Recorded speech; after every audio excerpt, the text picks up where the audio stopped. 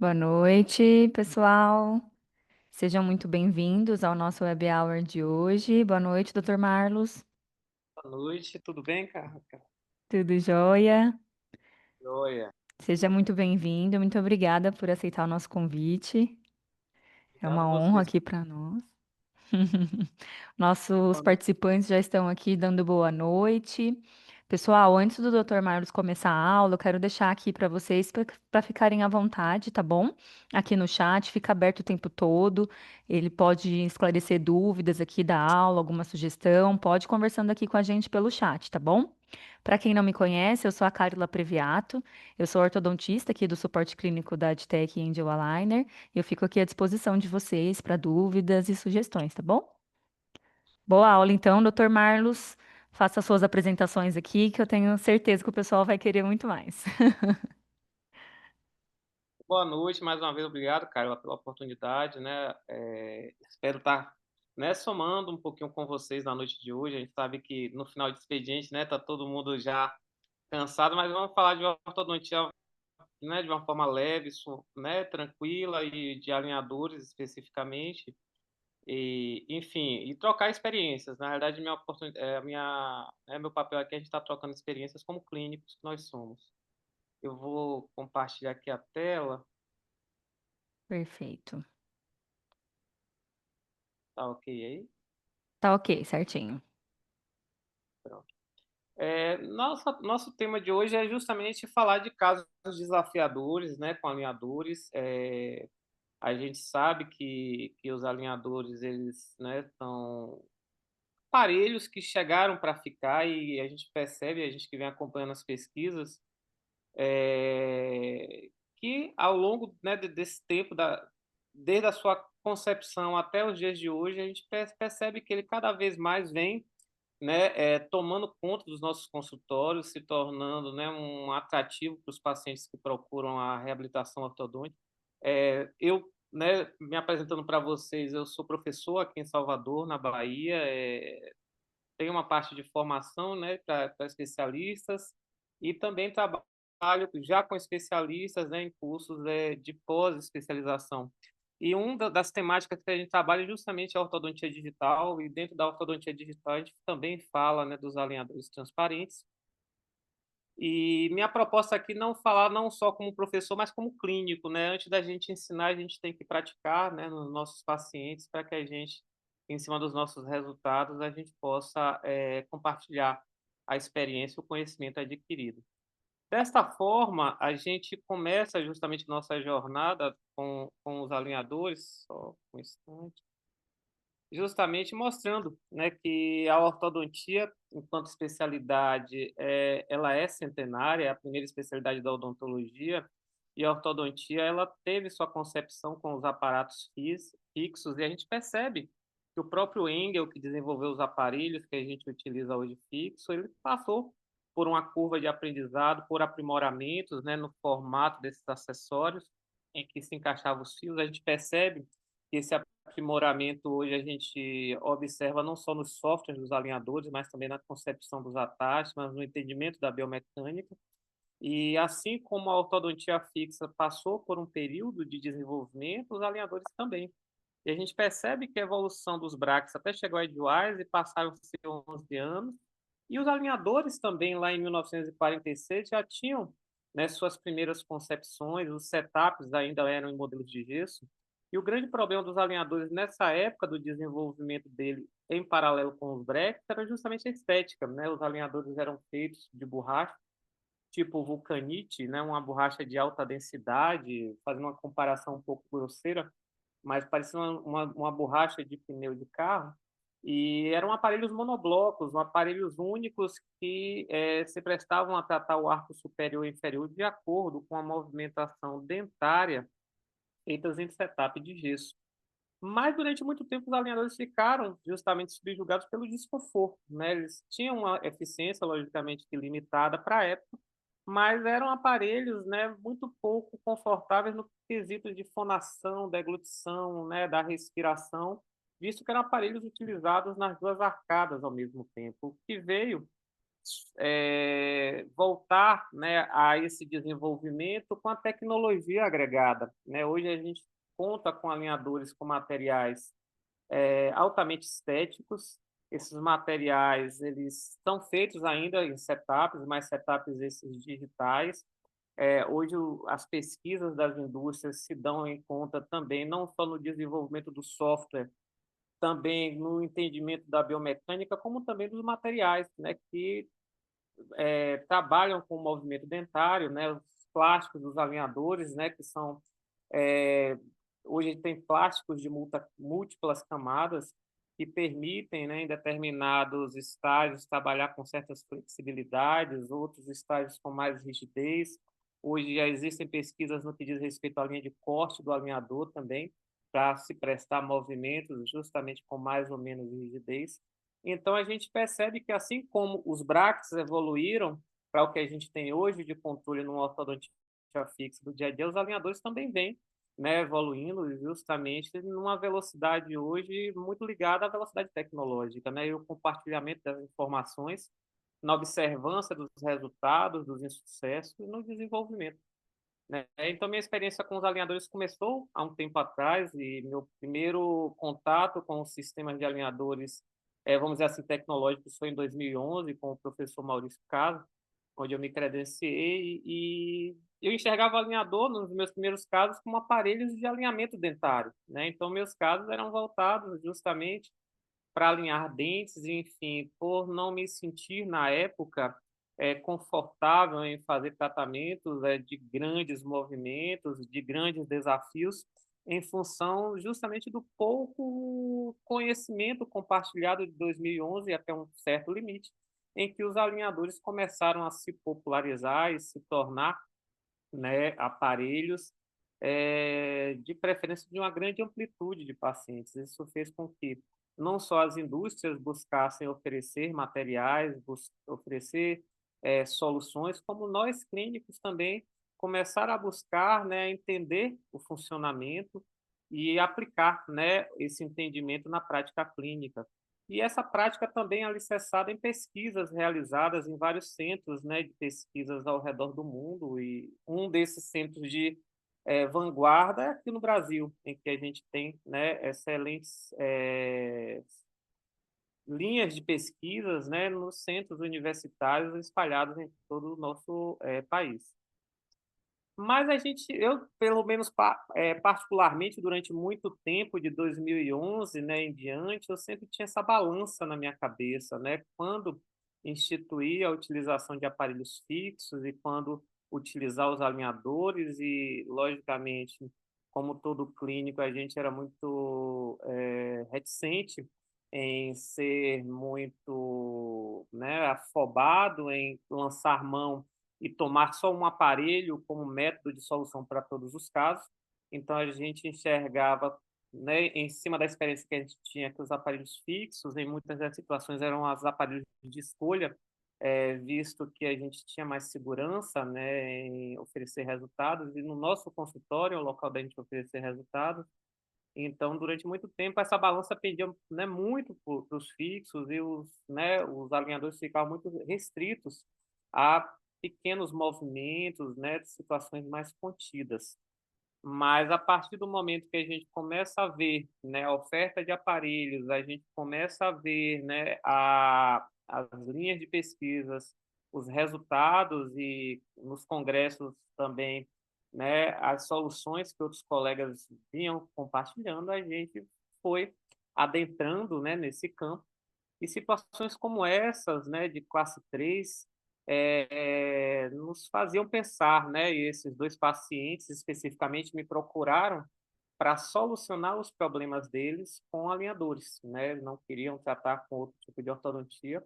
Esse paciente de cima é um médico cirurgião geral, né, bem posicionado, ele sabia que o caso dele era um caso cirúrgico, a irmã, né, uma profissional também, uma professora da área odontológica aqui em Salvador, e ele já vinha com uma série de alterações periodontais em função de traumas de oclusão, recessões gengivais, em que o periodontista pediu, né, para que ele procurasse uma solução ortodôntica para posteriormente trabalhar com uma periodontia estética, visto que ele só tinha essas recessões a nível vestibular.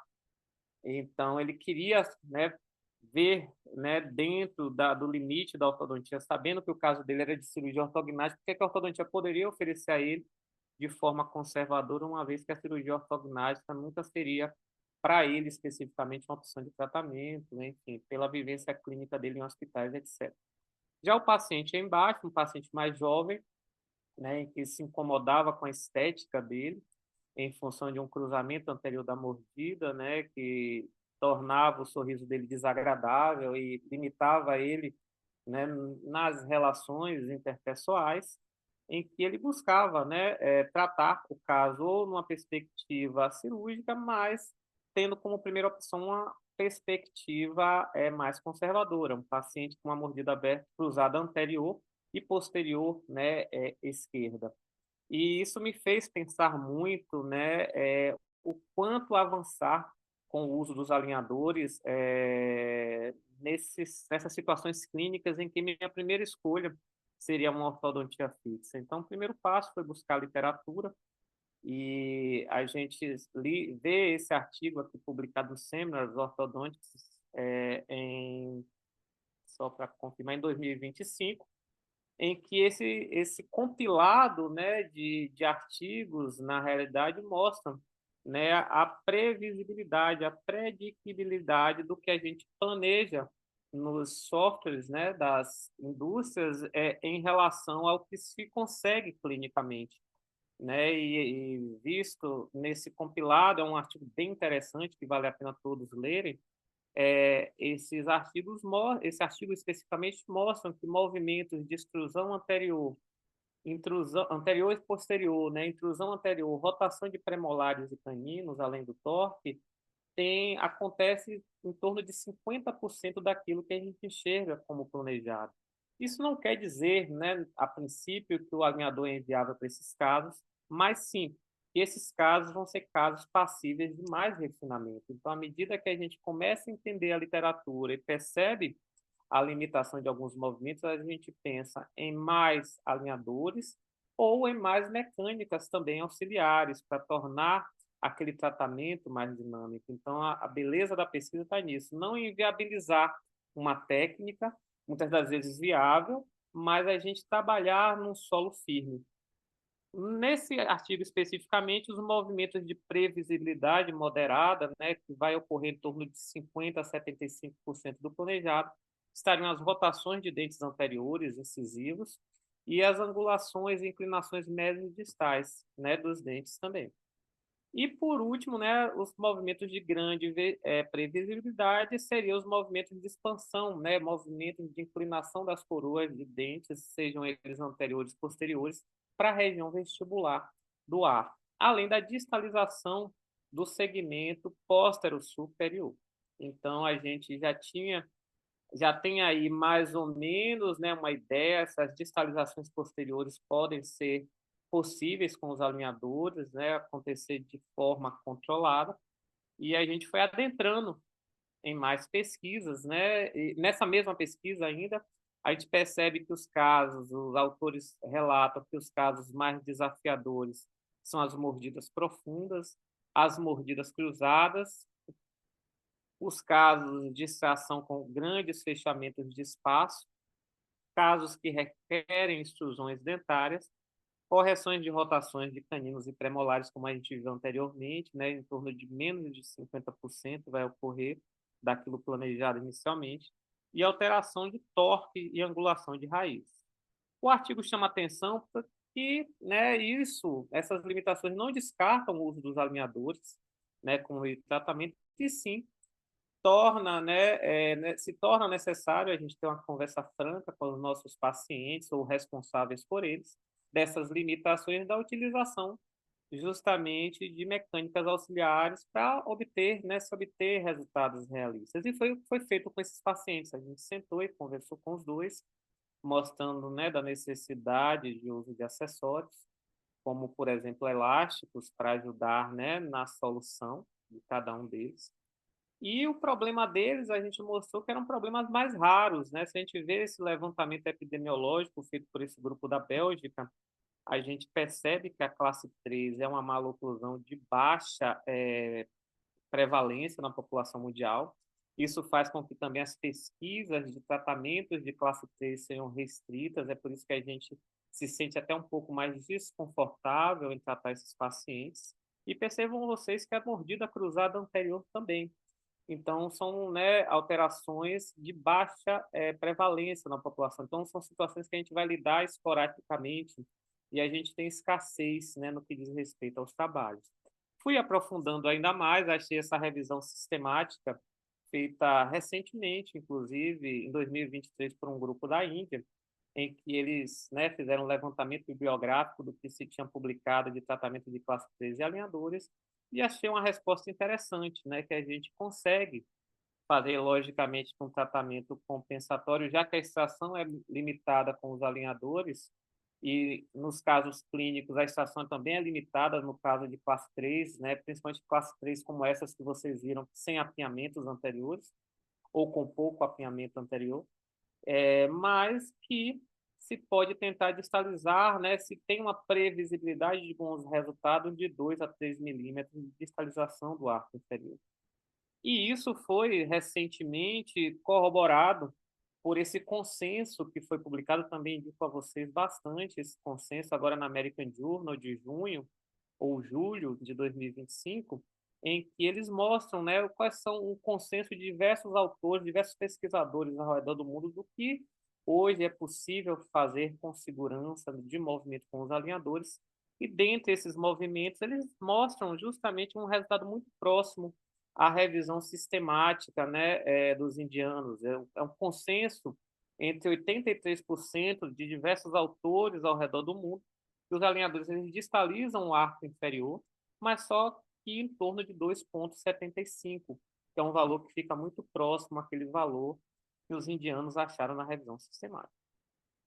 Feito isso, né, e fazendo uma reflexão dos tratamentos de classe 3 que eu já havia feito, né, nas diversas idades, nos diversos pacientes, e tendo conversado muito com os pacientes e mostrado a eles que situações esqueléticas se tratam com cirurgia independente da paratologia, eu busquei, né, me desafiar e tentar resolver, né, esses casos deles utilizando os alinhadores transparentes, visto que a literatura me dava um respaldo e que era, né, o objeto de tratamento em que esses pacientes estavam procurando, né, se tratar.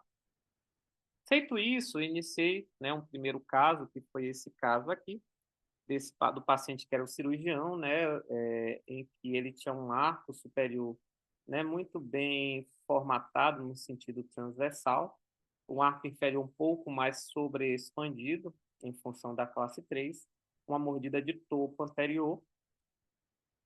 Limitações, né, essa classe 3 em torno de 2 milímetros, 2,5 milímetros do lado direito, um pouco menos do lado esquerdo, uma mordida cruzada posterior direito, e uma mordida aberta anterior a nível de incisivos laterais. Então, alguns movimentos, como a extrusão dos anteriores, né, segundo a literatura, mais, né, imprevisíveis ou com movimentos de previsibilidade baixa e que já me fez pensar, né, e passar para ele a necessidade de utilização de muitos alinhadores para se conseguir esse resultado. Uma limitação de expansão de arco superior, né, a gente teria que expandir ali no máximo, segundo a literatura, 2 milímetros de cada lado, paciente sabendo, né, das questões, né, do rebordo periodontal vestibular, em que a gente teve um acompanhamento, né, de um profissional da periodontia associado a um paciente com boa, é um paciente com boa higiene oral, e que, né, está ciente que vai passar depois por diversos tratamentos. Vocês percebem que ele já vinha feito tratamentos paliativos com resinas pigmentadas e tudo mais, em que a gente planejou uma contração também do arco inferior, né, e uma distalização com acessório do arco inferior, para fazer uma correção sagital precoce, né, prévia ao tratamento com os alinhadores. Para isso, a gente utilizou um aparelho tipo Carrier. A literatura, né, mostrava já alguns artigos, como esse de 2021, a eficiência desse tipo de acessório inicialmente, né, aqui nesse caso prévio a utilização de aparelho fixo, mas a gente enxerga que se conseguindo uma boa relação de classe 1, o movimento vestíbulo lingual com alinhador se torna previsível, né, de coroa. Então foi o que a gente almejou para ele, né? Ele iniciou esse tratamento em fevereiro e até março, né, de 2024, ele utilizou somente, né, o aparelho tipo Carrier inferior com uma placa, né, de alta densidade de PETG de 1 milímetro superior, né, e um botão, um tubo de uso, né, de aparatologia fixa nos molares superiores, justamente para permitir, né, ter essa ancoragem para se distalizar aqueles 2 a 2,5 milímetros dos caninos inferiores. Né? O conceito do Carrier é justamente promover inclinação de todos os dentes póstero-inferiores, além de um giro da coroa dos molares, em que o Carrier está colado, no caso os primeiros, para distal. Então, esse leve giro da coroa para distal com a inclinação distal dos caninos e premolares, né, e o próprio molar, né, faz com que a gente consiga, né, ter um efeito de distalização, mas na realidade são efeitos de inclinações coronárias que permitem a gente conseguir espaços preciosos no arco póstero inferior. Logicamente, para que esse movimento ocorra, a gente tem que ter, né, extração de terceiros molares previamente à utilização desse tipo de aparato, para se buscar justamente ter, né, a possibilidade de conseguir um espaço tão precioso quanto esse, não para um paciente de classe 3. E está aí, né, o paciente já em abril de 2024, né, após, né, a utilização do Carrier, percebam vocês a correção, né, da classe de molares, desculpem, de caninos, né, o aparecimento de pequenos espaços na região de incisivos que também preciosos para o alinhamento desses dentes. E a partir daí foi feito o escaneamento, né, para a utilização, né, da correção, né, desses pacientes. Aqui na panorâmica dá para perceber, né, alguns espaços, alguns diastemas, né? Então esse foi o escaneamento para o planejamento e está aqui, né, o planejamento prévio, os botões, né, embutidos já nos alinhadores, isso facilita bastante, né, os elásticos classe 3. O paciente ele começou a mecânica utilizando esses elásticos classe 3. A gente fez um setup buscando a exclusão dos incisivos, mas o paciente foi avisado, né, da baixa previsibilidade da gente conseguir todo esse movimento no primeiro set de alinhadores. Então, uma vantagem da gente ter, às vezes, planos com alinhadores, né, mais indefinidos em longos períodos de tempo é interessante para esses pacientes, principalmente os pacientes que se encaixam naqueles movimentos de menos de 50%, né, de eficiência, porque a gente vai ter que ir refinando esses casos e, em alguns momentos, usando alguns acessórios, como elásticos, mini parafusos, para poder, né, fazer mecânicas adicionais e, com isso, conseguir os movimentos almejados. Logicamente que no arco inferior a gente trabalhou com alguns IPRs, justamente buscando uma mecânica de contração do arco inferior, além da necessidade dos alinhamentos dos dentes anteriores. Então, está aqui o paciente na oclusal, o planejamento oclusal, para que vocês percebam, né, essas correções. Foi feito um pequeno estagiamento no arco inferior. O grande desafio também foi o giro da unidade 33 desse paciente. Percebam que agora a gente está contraindo, né, esse ar. E está aqui o paciente, né, utilizando o aparelho, aqui já em maio, se eu não me engano, maio de 2024.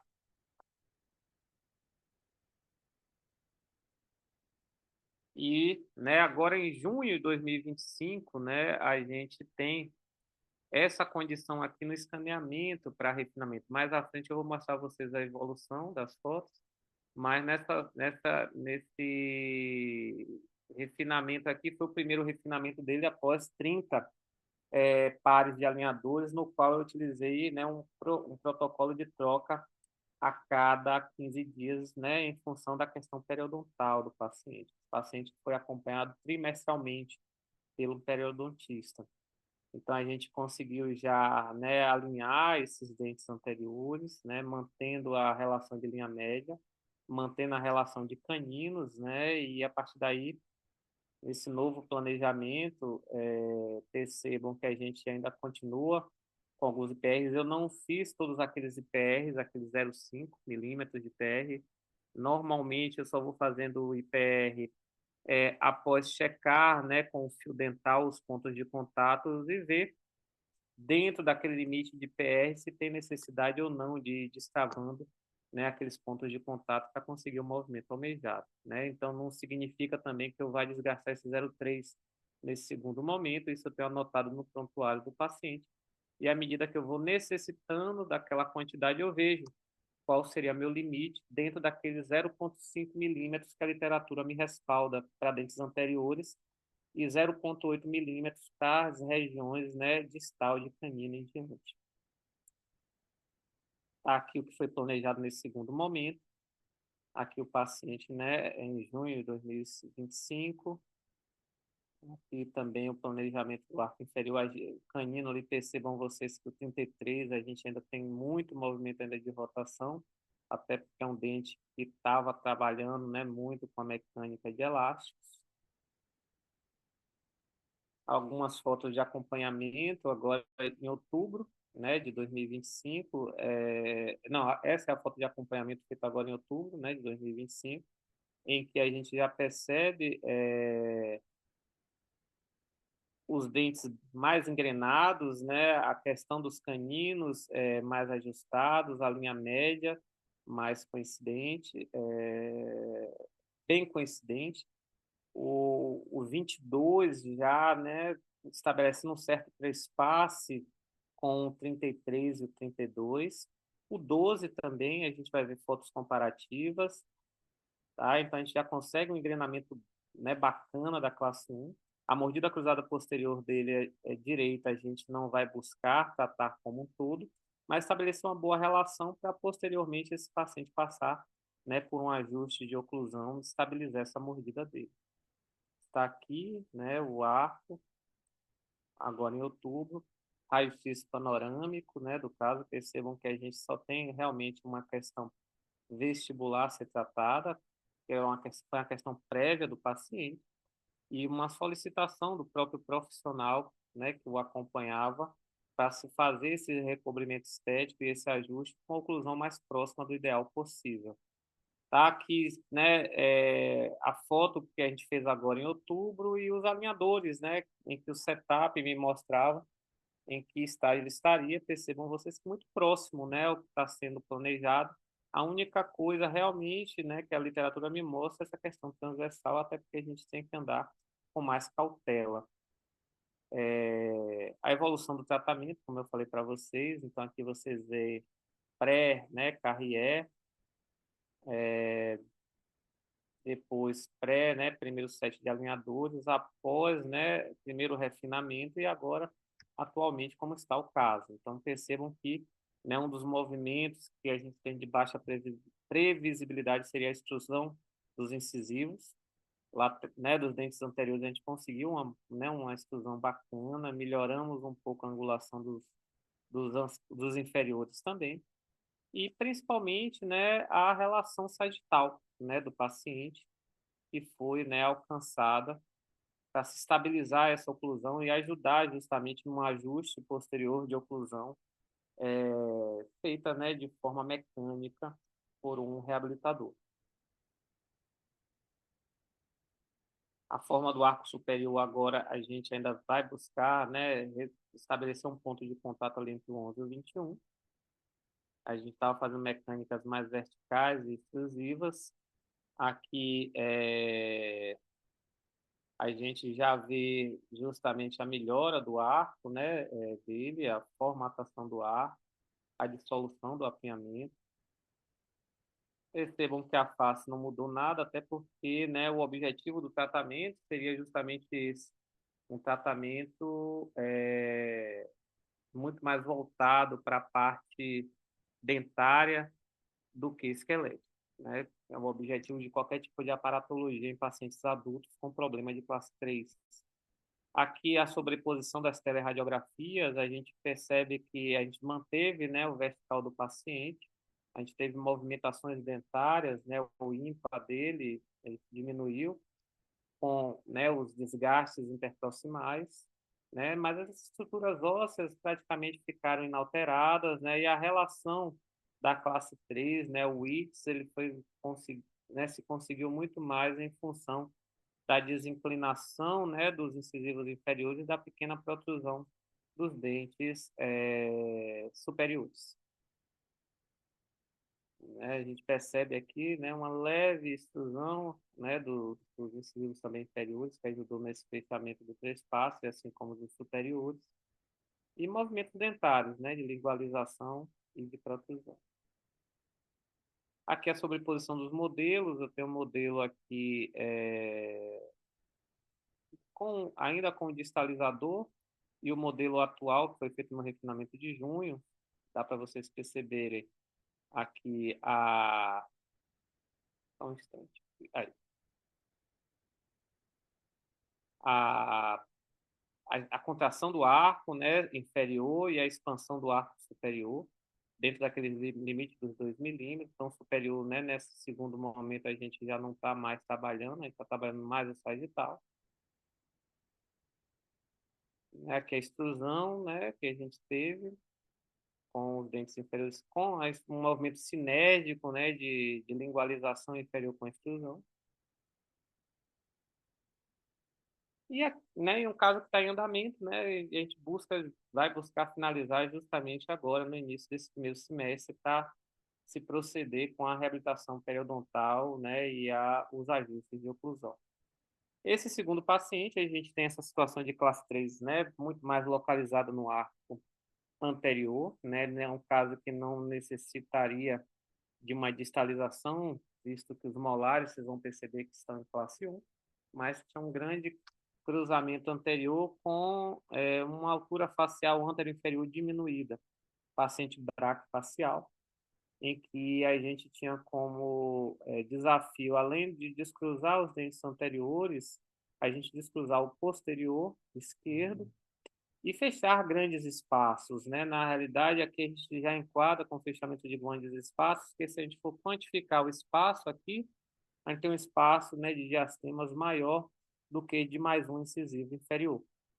Então, a gente fez esse primeiro planejamento, percebam vocês que a gente tem, né, 42 pares de alinhadores, que foi feito esse planejamento inicial, né, em abril de 24, em que a primeira coisa que a gente imaginou foi justamente perder o tracking desses alinhadores ao longo, né, do tratamento, 42 pares, né, são 84 alinhadores, e como era uma mecânica mais desafiadora, logicamente que eu optei por trocas quinzenais também, nesse caso. A grande vantagem dos alinhadores, a meu ver, para esse tipo de mordida cruzada, é que o paciente utilizando né, os alinhadores superiores e inferiores, ele já tem batentes em função da espessura, né, desses alinhadores interpostos nas superfícies oclusais dos dentes. Então, a gente associou, logicamente, a mecânica de lingualização inferior e de descruzamento, né, do arco, com contração do arco inferior com elásticos de classe 3.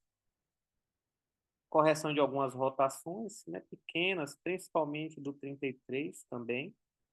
Expansão também dos incisivos superiores. Eu queria uma expansão que não necessitasse posteriormente de aumento, né, das coroas do 12 e do 22. Então, a gente seguiu o setup. Percebam que na superfície oclusal a gente vai ter muito mais lingualização planejada do inferior, um pouco menos de expansão do superior, né, proporcionalmente falando, mas muito mais contração do arco inferior, né? Então a gente fez essa contração até, né, os últimos molares. Logicamente que a gente entende que quanto mais posterior o molar, menor se dá essa contração a nível de situações clínicas, de resposta clínica, né, desses dentes com os alinhadores. Aqui é a panorâmica inicial do paciente, né, para a gente ir acompanhando, principalmente a questão periodontal na região anterior. Paciente com os alinhadores em junho de 24, início, né, da mecânica, agosto de 24,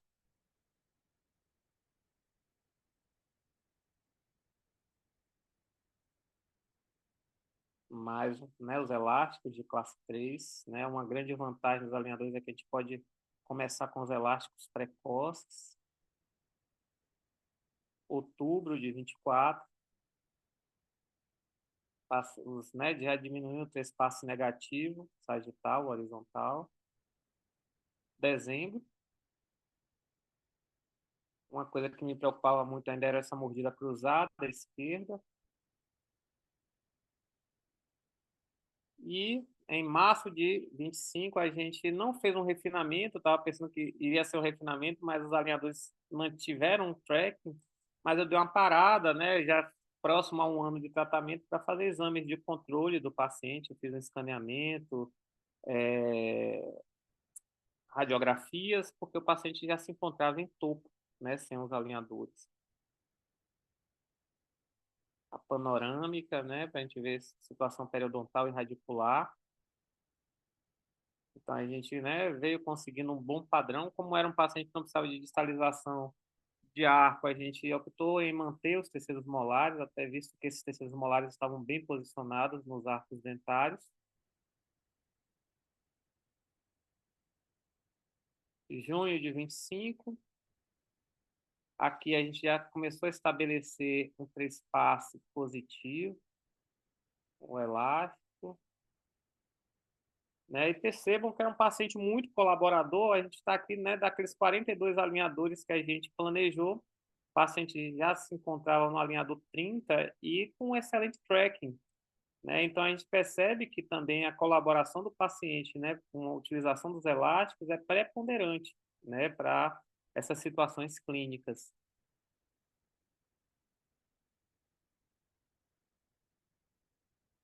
Agosto, né, os espaços bem diminutos.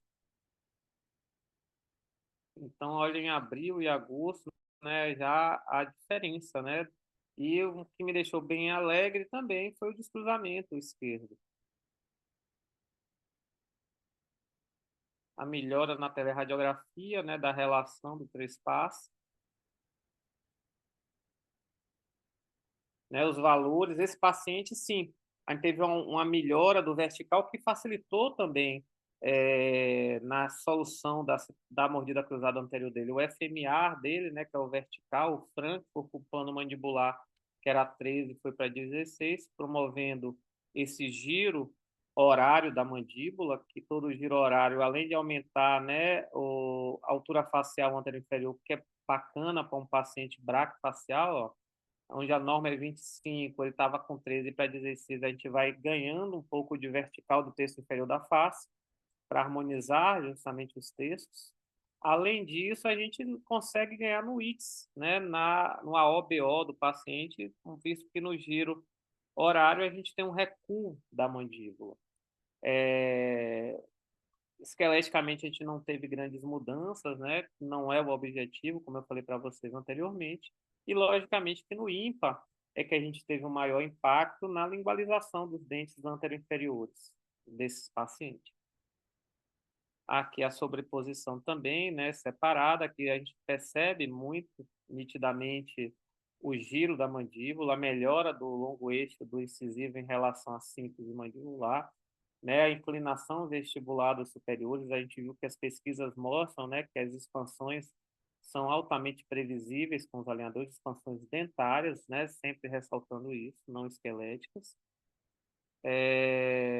E aqui, né, a última fotografia que eu fiz desse paciente, agora em setembro de 25, em que a gente, né, está controlando, a gente não tem mordida aberta nenhuma posterior, é, descruzamento total da região esquerda do paciente, e agora um diastema, né, muito mais confortável de se corrigir, né, com a lingualização, para se estabelecer também um trespasse horizontal adequado, e isso já me deixa muito feliz em ver que a gente está, né, saindo de uma situação um pouco mais complexa para uma situação de maior previsibilidade, né, que vai levar para uma finalização muito mais confortável, né, desse paciente. Aqui está a sobreposição real desses modelos dele, né? Então a gente percebe realmente um ganho do escaneamento inicial para o escaneamento de controle. Aquilo que a gente planejou no software aconteceu na boca do paciente. A mesialização também dos dentes superiores com, né, os elásticos de classe 3. A contração, né, do arco, vocês percebem também aqui, né, que a gente teve, desculpe, a contração, não, a expansão do arco superior e a contração do arco inferior. E aqui é justamente o que se tem hoje, né? Ele hoje não, em setembro, né? Ele se encontrava com os alinhadores 35 e eu recuperei aqui o setup 35 dele. Então, se foi planejado no software, né? E o que se encontra na boca do paciente, né? Se encontrava na boca do paciente em setembro de 25. Então, isso me deixou bastante feliz, né, com o que se planejou, o que se conseguiu. E a gente sabe também que, né, uma das grandes, mais uma vez reiterando, um dos grandes fatores e levou também ao sucesso do tratamento foi a colaboração. Imaginem vocês o paciente utilizar 35 pares de alinhadores e continuar a ter um bom tracking, né? Então, isso significa que o paciente não só usou bem os alinhadores, como utilizou bem os elásticos, né? Para que aquele movimento desenhado, né, ou almejado no setup digital fosse justamente replicado na boca do paciente. Queria agradecer, né, a vocês, aqui está, né, meu contato, os contatos do Instagram. Esse QR Code também abre um contato comigo, caso alguém, né, tenha interesse nos artigos também que eu compartilhei na aula. Será um prazer, né, trocar também experiências com vocês e material para que vocês estudem e a gente aprenda junto, né, um pouco, né, mais com os alinhadores. Queria agradecer também, né, a Agitec, a Thalita aqui, A Carla. Carla, pela sua atenção. Espero, né, ter agregado, Imagina. ter cansado vocês com um pouco. Imagina, foi ótimo. Vem desenvolvendo. Eu ia te interromper. Opa, desculpa. Não, pode. Eu ia te interromper aqui só se você poderia comentar um pouco mais do uso do elástico que você colocou, porque a gente percebe que é uma dúvida muito comum aqui no suporte. Os doutores sempre perguntam quando iniciar o elástico, desde o começo, eu coloco no cut, no alinhador, conforme você colocou, ou colo no dente. Então, eu gostaria, se você puder, comentar um pouco mais sobre essa experiência, porque esse caso ficou lindo, né? Ainda está em tratamento, mas está muito legal o resultado. E eu acho que é uma dúvida aqui que poderia ajudar muita gente. Eu acredito muito em que né, tanto o Hulk, né, no caso da selfie, né, os botões da Angel, quando está nos alinhadores, a gente consegue os movimentos das placas, vamos dizer assim, e potencializa a ação que a gente quer imprimir do conjunto, né? Pelo menos é a minha forma de entender o que eu estou observando os casos que eu estou conduzindo. Enquanto que Uhum, nos dentes, quando eu colo botões nos dentes, eu tenho uns movimentos assim muito mais localizados naquele dente. Seja um movimento de ancoragem, quando eu quero reforçar uma ancoragem, por exemplo, uma distalização sequenciada, né? Em que eu quero que aquele canino não vestibularize, eu acho que é muito mais seguro eu prender aquele dente com o botão para segurar bem aquele dente para que eu não tenha um movimento, né, indesejado de vestibularização daquele canino naquela mecânica, por mais que esse movimento de vestibularização não esteja no alinhador. Isso é interessante. Às vezes a gente planeja que não tem um movimento, mas a ação da distalização sequenciada gera biomecanicamente um efeito de vestibularização nos dentes anteriores. Então, eu ancoro né, o acessório colado no dente. Assim, um movimento contrário, quando às vezes eu quero mais expansão, uhum, né, de um arco, de um segmento anterior, enfim, para abrir um diastema, ou até para, né, se fosse um descruzamento com muito mais movimento superior, aí eu até optaria por um acessório colado no dente para potencializar o efeito de vestibularização sem ter nenhum tipo de distalização naquele ar. Perfeito, doutora. Obrigada. Pessoal aqui dando boa noite, excelente casos. Doutora Carminda, doutora Adalberto, excelente. Parabéns ao querido professor Marlos. Abraço da Gélida e chuvosa São Paulo. Saudade, Adalberto, eu conheci também num evento de vocês. Conheci, Ah, que legal. reencontrei, conheci não, foi um Reencontrou. Obrigada, doutora Adalberto. Muito bom, doutor. Muito obrigada, viu, pela sua presença. A gente agradece muito aqui a sua disponibilidade em aceitar o nosso convite. O Francisco aqui também comentou. Obrigado, professor. Várias reencontro. pessoas aqui agradecendo. Excelentes dicas, doutor. Nossa, eu fiquei impressionada com esse caso aqui, de estar mantendo até o final do tracking. Muito, o comprometimento do paciente é excelente, né? Eu comecei esse caso realmente achando que no meio eu iria parar e seria uma facilidade parar e reescanear o paciente, né, no processo de vocês, mas graças a Deus eu também dei sorte, né? A gente fala que quando os astros agem a favor, né, a gente planejou e o paciente usou e realmente abraçou, né, a causa junto com a gente, deixa a gente feliz. Realmente, como todo tratamento, quando a gente tem todo mundo trabalhando junto, acho que tudo conspira a favor. É verdade. Muito bom. Casos muito bons, a doutora Beatriz, e bem explicados. Obrigada, professor. Um abraço, Bia. Bia também é amiga, ex-aluna. Que bom ver todo Ex-aluno. mundo no chat. Agradeço a todos aqui, né? É bom a gente, né, fazer novos amigos e rever também amigos que a gente vai fazendo ao longo da caminhada da gente. Deixa a gente feliz em estar continuando a caminhar. Sim, com certeza. Doutor, muito obrigada. Pessoal, se alguém tiver mais alguma pergunta, o pessoal está só agradecendo. Um Excelente, abraço, professor Paulo. Paulo Silveira. Posição, né, de vocês. Quem me conhece, assim, tem um certo contato comigo, eu vejo alguns amigos, a gente é sempre muito aberto, né, para a gente estar trocando, eu fico à disposição também de vocês. E caso também, Carla, vocês queiram os artigos, mas são artigos interessantes, todos os artigos são artigos recentes, para que a gente vá norteando, né, as nossas tomadas Sim, de decisões e até para que a gente vá se cobrindo de mais cuidados e não ter, né, a pior das sensações que é a frustração. Né? Então, a partir do momento que a sim. gente sabe onde a gente está pisando, a frustração não é um fato, mas a gente vai saber remediar, né, em vez de estar desmotivado até a continuar, né, em função de desconhecer o que a ciência já tem, né, descoberto aí a favor da gente. Perfeito, doutor. Muito obrigada pelas dicas. Eu vou querer sim, se possível, se você puder compartilhar. E também muito obrigada pela disponibilidade aqui com os nossos ouvintes dessa quarta-feira à noite, que sempre podem contar com você, seguir nas redes sociais. Muito obrigada mesmo. Eu agradeço. Agradeço a Maurício também, a Thalita também pelo convite, tá? E felicidades para vocês, sucesso, parabéns pelo trabalho que vocês vêm fazendo em prol da nossa ortodontia. Muito obrigada, igualmente. A doutora Carminda também mandou aqui, agradeço a disponibilidade. Pessoal, então, tá tudo certinho. Estaremos aqui na quarta-feira que vem novamente. Doutor Marlos, muito obrigada mesmo pela sua presença, por todas as suas dicas, esses casos excelentes, essa gentileza, né, doutora Carminda, é verdade. Essa gentileza de pessoa aqui em aceitar nosso convite e trazer uma aula tão prazerosa aqui pra gente. Obrigada mesmo. Até a próxima. Até mais. Tchau, tchau. Boa noite. Tchau, tchau.